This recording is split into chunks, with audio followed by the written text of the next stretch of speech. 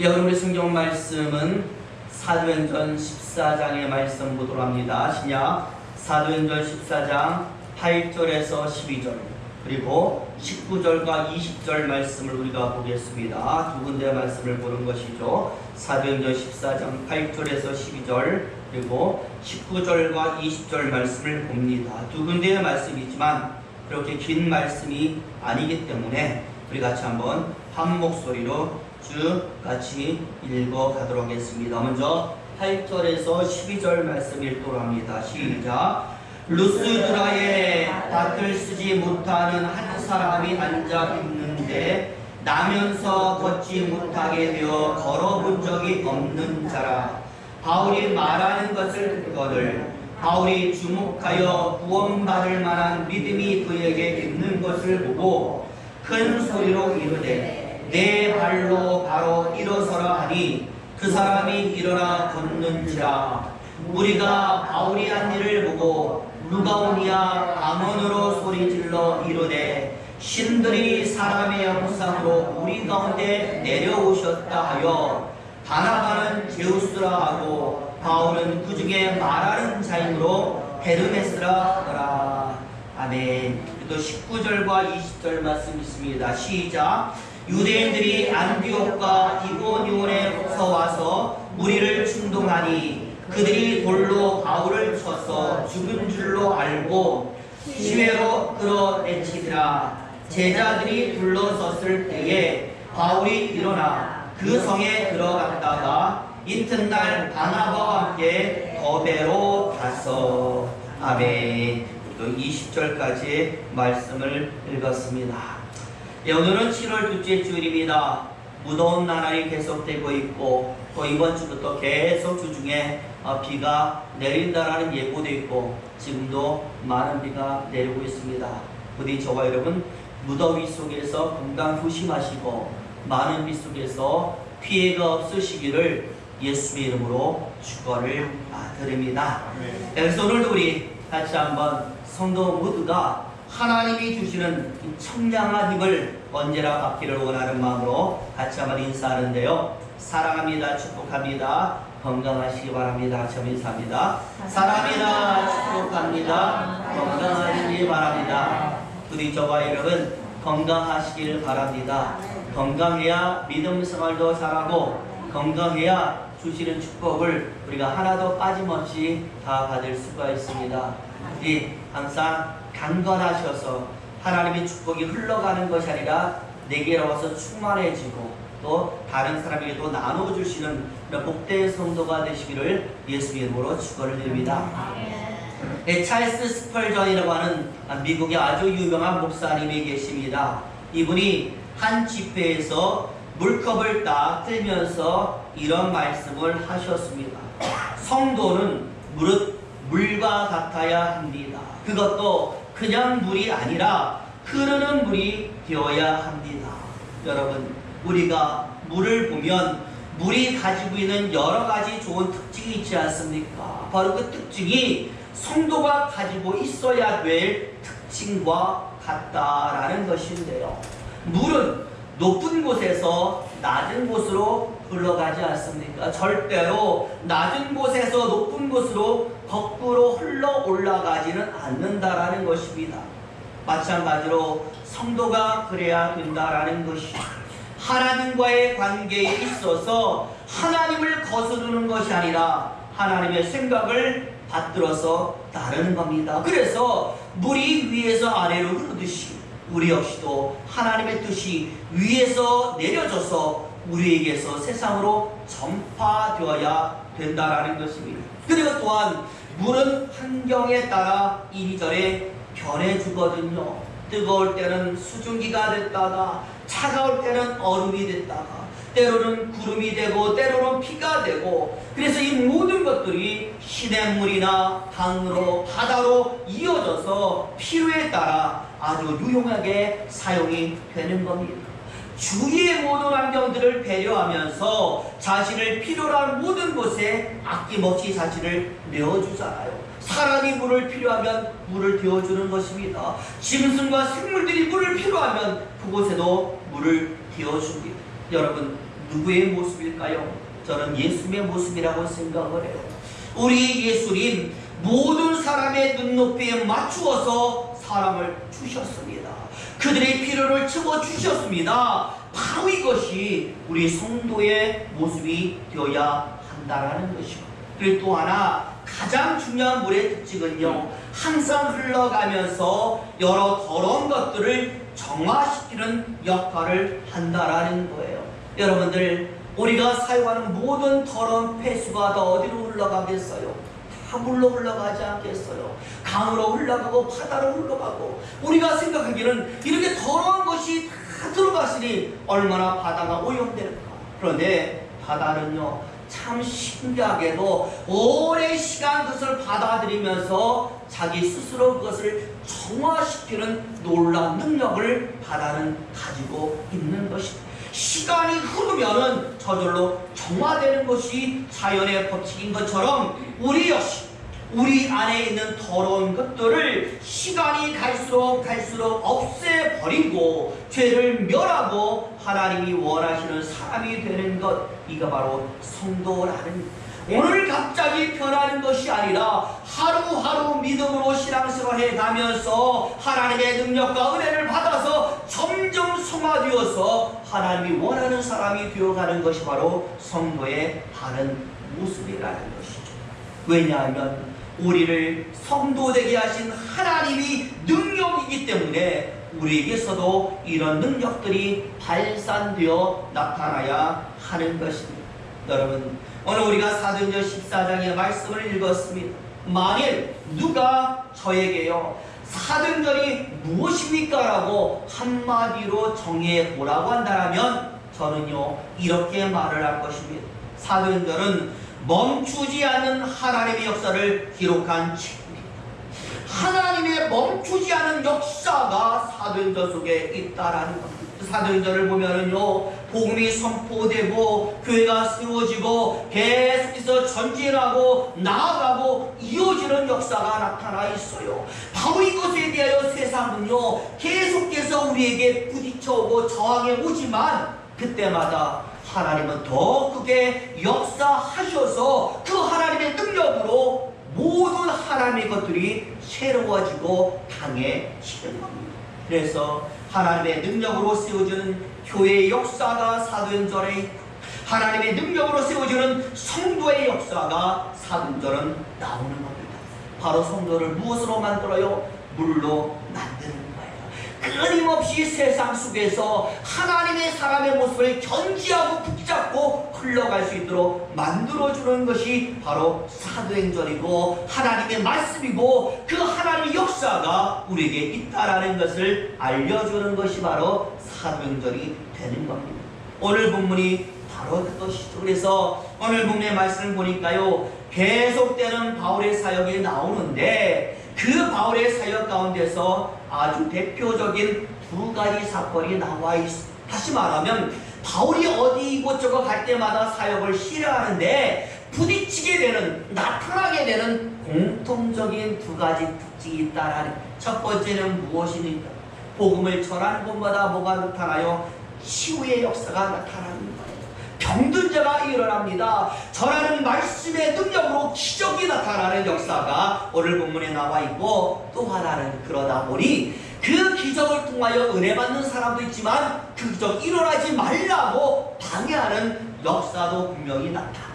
바로 유대인들의 방해 역사가 오늘 본문 속에 기록되어 있는 것입니다. 그래서요, 우리 8절의 말씀을 보시면 바울이 유럽에서의 전도여행을 딱 하다가 루스드라라고 하는 지역에 온 것 같아요. 제가 성경지를 딱 살펴보니까 이 루스드라라는 지역이요, 굉장히 작은 시골의 마을로 나와 있어요. 그래서 그런지 여러분이 루스드라 지방만이 가지고 있는 두 가지 특징이 있는데요. 첫 번째는 유럽의 작은 시골이다 보니까 여기엔 누가 없느냐? 유대인들이 없다라는 특징이 있습니다. 그러다 보니 무엇도 없느냐? 회당도 없어요. 그래서 회당에 가서 예배드렸다, 사람들 가르쳤다, 그리고 전도했다, 설교했다, 이런 기록이 전혀 그냥 길거리에서 외치게 되는 겁니다. 또 하나의 특징은요, 이 루스드라라고 하는 마을의 이름 자체가 별명이 있습니다. 그 지방 사람들이요 스스로를 뭐라고 부르냐면 같은 세라이라고 불러요. 무슨 뜻이냐면 양의 무리라는 뜻이에요. 이 지역에 뭐가 많다고요? 양이 많다라는 특징인데 자기들 스스로 우리 또한 양과 같은 사람입니다 라는 의미에서 자신의 지방을 같은 세라이 양의 무리라고 그렇게 지어서 불렀던, 그래서 이름이 그래서 그런지 이 사람들의 특징이요 아주 양처럼 온순한 특징을 가지고 있어가지고요 바울이 전하는 복음을 아주 잘 받아들입니다. 사람들이 온순하고 친절하니까 외국인인 바울을 홀대하지 않았어요. 그 가르치는 신기한 말들을 잘 알아들어. 게다가요 누가 없어요? 유대인이 없으니까 얼마나 잘 복음이 전파, 방해가 없잖아요. 그러니까 전부 다 복음 전파가 잘 된 정말로 훌륭한 전도가 이루어지고 있는 것입니다. 그러던 가운데 오늘 8절에 그 성에 누가 있느냐, 나면서부터 안전병이었다는 사람이 있었던 것 같은데 이 사람이 바울의 설교를 듣다가 그만 병이 나버린 거예요. 안전병이가 일어났다라는 것이죠. 우리 10절 말씀 같이 한번 읽어볼까요? 10절 있습니다. 시작. 큰 소리로 이르되 내 발로 바로 일어서라 하니 그 사람이 일어나 걷는지라. 누구의 말입니까? 바울이 복음을 선포하다가 안전뱅이를 보고 이야기하는 거예요. 너의 발로 지금 일어나서 걸어라 라고 했더니 그가 일어나서 걸었다라는. 중요한 것은요 9절의 말씀인데 이 사람에게 치유가 일어나기 전에 뭔가 중요한 하나의 조건 같은 것들이 보여줬다라는 게 무엇이냐. 9절 말씀 또 읽어봅니다. 9절 있습니다. 시작. 바울이 말하는 것을 듣거늘 바울이 주목하여 구원받을 만한 믿음이 그에게 있는 것을 보고, 괜히 바울이 일어나 걸어라 라고 얘기한 게 아니라 가만히 보니까 저 사람에게 뭐가 있어요? 믿음이 있어요. 내가 한 모든 말을 그대로 다 받아줘서 믿는 것처럼 보이는 거예요. 주목하여 바라봤다라고 말씀했죠. 서로 주목해서 바라봅니다. 바울도 그 사람을 주목하여 바라보고 그 사람도 바울을 주목하여 바라보고 그 사람은 바울의 말씀을 주목하여 듣고 바울은 그 사람 속에서 보여지는 믿음을 주목하여 보고, 그래서 이렇게 고침받기를 원하는 사람과 고쳐줄 수 있는 능력 가진 사람이 서로 주목하여서 그 시선이 딱 하나가 되니까 뭐가 이루어지느냐? 치유가 나타나고 있었다라는, 여러분 굉장히 중요하지 않습니까? 사람도요 사랑하는 사람이 서로 남녀가 그 눈 시선을 딱 마주하면 뭐가 일어날까요? 스파크가 일어납니다. 사랑의 번개가 번쩍 치는 거예요.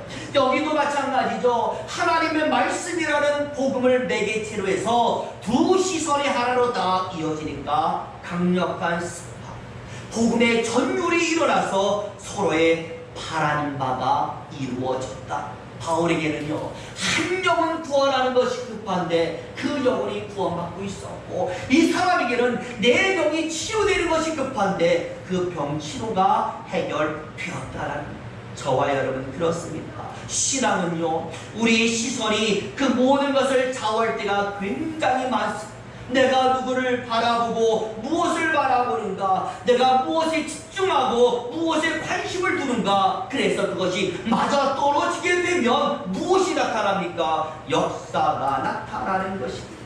그런데 여기서도요 한 가지 중요한 원리가 작용이 되는데요, 바라보고 쳐다보고 집중을 할 때에 어떤 마음과 어떤 생각으로 내가 바라보고 주목하는가, 이게 굉장히 중요해요. 예를 들어서요 탐심을 가지고 바라보잖아요, 주목하잖아요. 어떤 일이 나타날까요? 탐하고 있으니까 그것을 삼게 됩니다. 아담과 하와가요 무엇을 주목합니까? 선악과를 주목했는데 그냥 주목한 게 아니라 아이고 먹고 싶구나, 가지고 싶구나, 저거 한번 내가 먹어봤으면 좋겠는데 라는 탐심과 욕심으로 주목을 했더니 어떤 일이 발생하느냐? 삼켜지는 거예요. 취하고 도적질하는 거예요. 하나님이 하신 말씀은 전혀 귀에 들어오지 않고 자신의 탐심, 자신의 욕심 그것만이 커져가지고 그것을 가지게 됩니다. 또한 여러분, 요셉의 형제들이요 요셉을 주목했어요. 요셉의 아버지 야곱도 요셉을 주목했습니다. 근데 야곱은요 사랑하는 마음으로 주목하니까 아낌없이 요셉에게 모든 걸 다 주고 있는데, 이 형제들은 요셉을 어떤 마음으로? 미움으로, 시기하는 마음으로, 질투하는 마음으로 주목하고 바라보니까 요셉을 없애버리는 거예요. 저거 없어졌으면 좋겠다 라는 생각 그대로 팔아버리고 내쫓고 있었다라는 겁니다. 반면에 여러분 오늘 본문에 이 한 사람은요 바울을 보러 바라보는데 치유와 열망을 가지고 바라보니까 뭐가 나타나요? 치유가 나타나는 거예요. 자기가 바라보는 그대로 나타나는 역사가 있었다라는 거예요. 마찬가지입니다. 우리가 배움의 열망 가지고 바라보면 배워지는 것이고, 믿음의 열망 가지고 바라보면 믿음이 생기는 것이고, 영생의 열망을 가지고 주목하고 바라보면 무엇을 얻습니까? 영생을 얻는 겁니다. 이게 바로 하나님의 역사예요. 그러므로 저와 여러분 부디 하나님을 바라보고 주목할 때에 여러분들은 믿음의 눈으로 영생에 대한 정말 열망하는 마음으로 축복과 은혜에 대하여 갈망하는 모습으로 바라보아서 여러분이 원하는 모든 것들이 예수의 이름으로 다 채워지시기를 예수의 이름으로 축원을 드립니다. 이제 그 다음으로 이제 우리가 두 번째 기록되고 있는 사건을 보는데요, 19절 말씀을 딱 보니까 또 항상 바울에게 있었던 방해 사건이 나와요. 우리 19절에 보니까 이렇게 해서 누구의 소문이 나요? 바울의 소문이 나니까 이 조용한 누스드라에 한무리들이 찾아왔습니다. 다른 지역에 살던 유대인들이 찾아온 거예요. 여기 보시니까 안디옥과 이고니온에 사는 유대인들을 했잖아요. 늘 바울을 방해하던 사람들이 바울이 여기 있다라는 소문을 듣고 또 바울을 회방하기 위해 찾아왔던. 그런데 와서 보니까요 장난이 아닙니다. 바울이 신처럼 숭배받고 있고 복음이 불길처럼 막 퍼지니까 눈이 뒤집혀가지고 야 이거 안 되겠다 싶어가지고 이제까지와는 달리 더 격하고 강한 반응을 내보이는 거예요. 오늘 성경에 보니까 무리를 충동하니 돌로 누구를 쳐서 바울을 쳐서 죽였다라고 말합니다. 예전 성경에는요 초인이라는 단어를 사용했거든요. 무리를 초인하여 돌로 바울을 쳐서 죽였다. 초인이란 말은요 사람을 말로 꼬이는 거예요. 자기들이 죽이는 게 아니라 그 루스드라 그 순박한 사람들을 말로 꼬이고 그리고 그들을 선동해가지고 바울을 돌로 쳐서 죽이게 만들었다라는 겁니다. 무엇이 일어났습니까? 살인이 일어나는 것이죠. 사람이 할 수 있는 가장 강한 반항이 나타나게 된 거예요. 여러분 그렇잖아요. 죽이는 것보다 더 강한 핍박이 과연 어디에 있겠습니까? 그런데 더 중요한 말씀이 20절에 나옵니다. 저와 여러분 20절의 말씀이 항상 우리에게 있기를 바라면서 이 말씀 봅니다. 우리 20절 같이 있습니다. 시작. 제자들이 둘러섰을 때 바울이 일어나 그 성에 들어갔다가 이튿날 바나바와 함께 더베로 갔습니다. 여기 보니까 제자들이 둘러섰어요. 왜 둘러섰을까요? 죽은 바울의 시신을 수습하라고 둘러섰는 거예요. 그런데 바울이 일어나서 성에 들어갔다라고 말합니다. 누가 살아나요? 바울이 살아나게 된 거예요. 안 죽었는데 죽을 줄 착각해서 다시 일어난 것이 아니라 원어로 보면 완전히 죽었어요.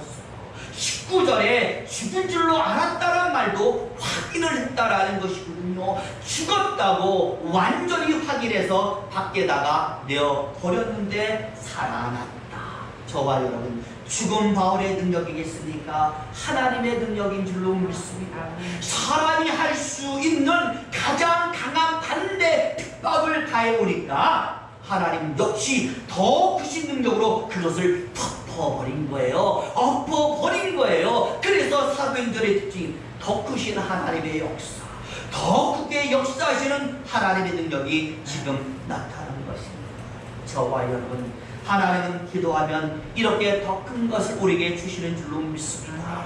방해하면 더 크신 능력으로 그 방해를 엎으시는 줄로 믿습니다. 그러니 우리가 서로 사단의 유혹에 빠져 넘어졌을지라도 하나님은 역사하사 우리를 더 크게 일으키시는 것이 하나님의 역사예요. 바울에게만 일어나겠습니까? 나도 하나님의 자녀인데, 나도 하나님의 성도인데 저와 여러분에게도 이 일이 나타난다라는 믿음을 가지시고 여러분 힘을 얻어서 이 세상에서 하나님의 강한 능력을 나타내시기를 예수 이름으로 축원합니다.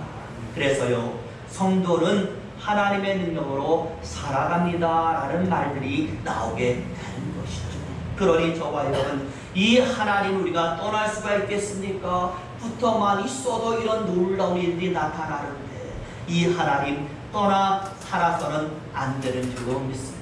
제가 예전에요, 한 가지 예화를 말씀드린 적이 있어요. 아마 들으시면 기억나시는 분이 있을 텐데, 너무나도 오늘 상황과 딱 맞아떨어서 제가 다시 말씀드리는데, 어느 험한 길을 두 사람이 걸어가요. 아버지와 딸이 걸어가요. 얼마나 좋은지 딸은요, 연신 얼굴에 방글방글 미소를 지으면서 막 뛰어다니고, 아버지는요 굉장히 근심 어린 마음으로 조마조마하면서 딸을 바라보고, 왜? 산길이니까 험하잖아요. 혹 뛰어가다가 넘어질까봐 근심을 하는 거예요. 그래서 딸을 보면서 이렇게 말하는, 저도 마찬가지, 사내가 막사 우리 덕진에게 아빠 손잡고 가자라고 얘기하거든요. 이 아버지도 얘야 위험하니까 아빠 손 꼭 붙잡아라 그랬더니요, 딸이 이런 말을 하는 거예요. 아빠 괜찮아요. 저는 괜찮으니까 아빠가 제 손을 꼭 붙잡아 주세요 라고 얘기하는 거예요. 아빠가 참 이상해요. 아니, 지가 나를 잡는 것, 내가 자기를 잡는 것, 이게 무슨 차이가 있을까? 똑같이 손 잡는 건데, 근데 나는 괜찮으니까 아빠가 나를 꽉 잡아달라고 얘기하니까 궁금해서 맞는 것이죠. 그래, 그런데 네가 내 손을 잡고 가는 것과 네가 내 손을 잡는 것이 과연 어떤 차이가 있느냐라고 물었더니요, 딸이 당연하다든지 힘주어서 이렇게 저는 이 말에 큰 은혜를 받았군요. 뭐라고 말했냐면, 저는요 잘못하면 아빠 손을 놓을 수가 있잖아요. 하지만 아빠는 언제나 든든하게 날 잡고 계실 것이잖아요. 아빠는 저를 놓지 않잖아요. 반드시 저를 붙잡잖아요. 저는 이 말에서 우리 하나님을 보는 거예요. 저와 여러분, 우리가요 살아가면서 하나님, 저는 날마다 하나님의 손을 붙잡고 가겠습니다라고 이야기하지만, 살아가다 보면은요, 나도 모르게 그게 실수일 수도 있고 일부러 그럴 수도 있고 그 손을 놓아버릴 때가 있다라는, 때로는 놓치기도 하고 때로는 시절 놓기도 할 때가 얼마나 많이 있습니까? 그런데 이 아이의 말처럼 하나님은 언제나 우리를 놓지 않으시는 분이 바로 우리 하나님이라는 거예요. 그렇기 때문에 우리의 구원은요 한치의 오차도 없이 확정되어서 우리에게 꽉 붙들고 있으니까, 놓지 않으니까 확실한 하나님의 역사가 우리에게 나타나는, 오늘 본문은 바로 이 하나님의 역사가 우리의 기도와 우리의 열망과 우리의 바람을 통해서 오고 있다라고 말씀을 하고 있습니다. 이 환자가 그 믿음으로 바라볼 때에 그 치유의 권능이 나타나는 것처럼 우리도 이런 하나님을 향하여 믿음으로 기도하고 믿음으로 열망하고 믿음으로 바라보면 그 소망이 이루어진다라고 이야기하고 있습니다. 부디 저와 여러분, 오늘 바울에게 나타났던 이 두 가지 사건들을 항상 잊지 않고 기억하시기를 바랍니다. 하나님은 더 크신 역사로 항상 우리에게 함께합니다. 부디 살아가면서 견디기 힘든 일이 있습니까? 하나님은 그보다 더 크게 역사하실 것이라는 것을 믿고, 하나님 도와주세요, 이것을 내가 견디고 있게 해달라고 기도하셔서 그 모든 것을 해치고 항상 앞으로 전진하시기를 예수 이름으로 축원을 드립니다. 기도하겠습니다.